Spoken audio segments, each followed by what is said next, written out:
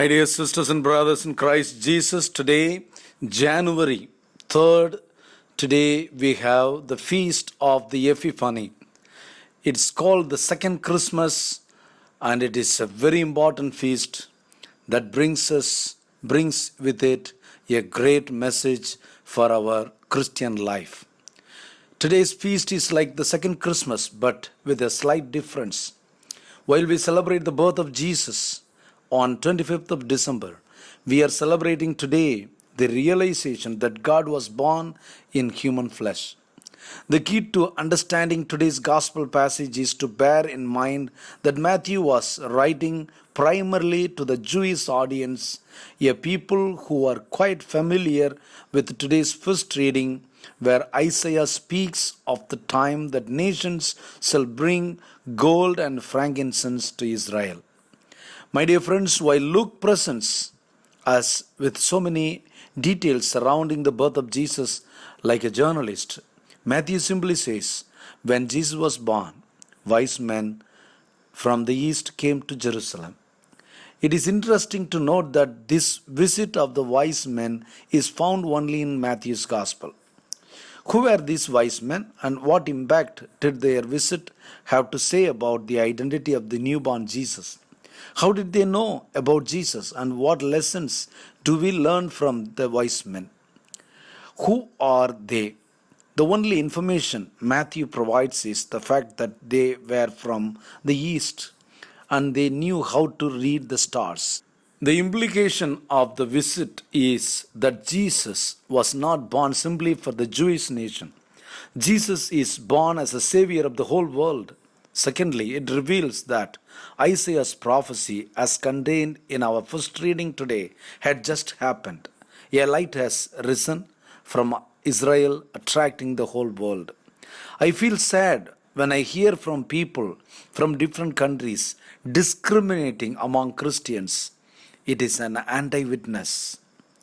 We have a symbol of colonialism, a form of oppression within the church. To say such would be implying that Jesus came only for to save the white or the black or the colored or the Asian is not at all a gospel way of presenting the Jesus to the people.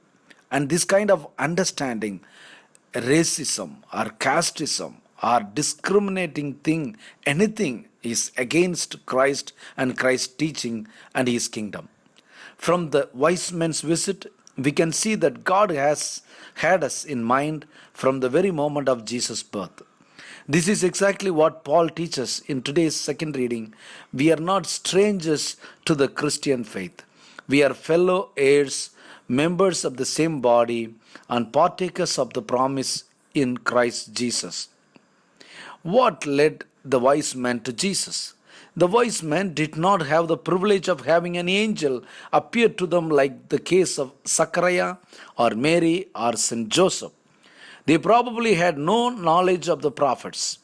A star captured their attention, and they clearly were able to understand that this star was an indication of the birth of a king, not just that the star seemed to have suggested the need to go and see this newly born king. The star itself is another epiphany, as it reveals that Mary's child is a king. Indeed, he is the King of kings. A king whose coming among men cannot be ignored. A king whose very presence requires the necessary adoration and movement of all the other kings. This was why Herod was greatly disturbed at the news of the birth of this particular king. On the other hand, the fact that the star led the wise men to move from their homes reveals that nature is vocal, nature speaks. Nature tells us of the wonders of God, the Creator. The wise men were wise enough to understand that the star was not God to be worshipped, but a voice that speaks of God.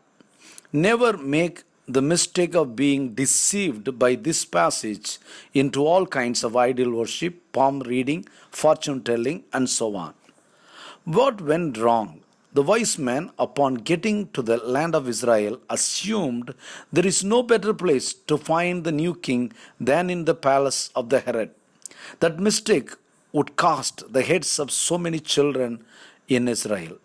Despite being terrified at the news of another king, Herod was wise enough to consult the chief priests and the scribes regarding Christ, the long awaited Messiah.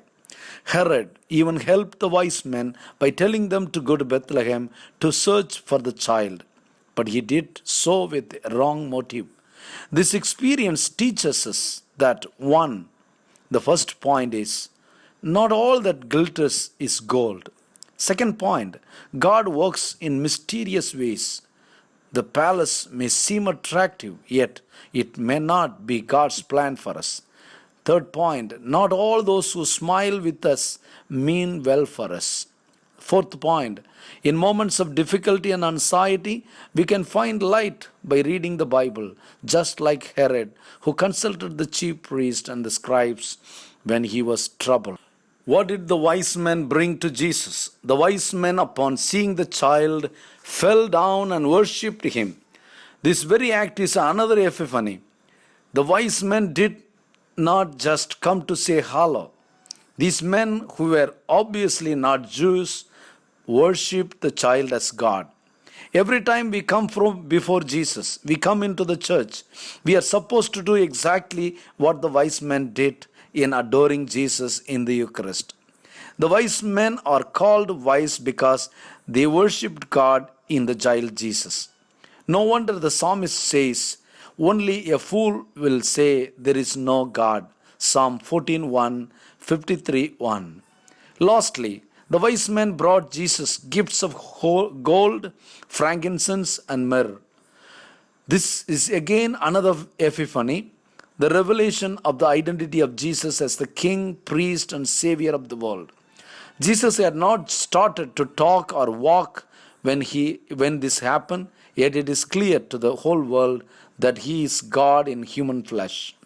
He rules as king with gold. He sanctifies us as a priest with incense, which we still use today in Holy Mass. And as a savior of the mankind, Jesus' body would be preserved with myrrh when he offers his life for our salvation. As a word of conclusion for today's reflection, the wise men gave gifts to Jesus because they recognized his divinity, his kingship, and his sacrificial role for mankind on the cross. The question is, what kind of gifts do I render to Jesus? And what do my gifts say about Jesus? Indeed, the best gift we can offer to Jesus today is the gift of a righteous life, a pure heart, and a hand willing to do God's commands. Make your life an epiphany to the world. Let's pray. Lord Jesus, fill me with light, deepen my love for you, and use me to bring the world out of darkness to worship and honor and adore you. God bless you. Have a great day.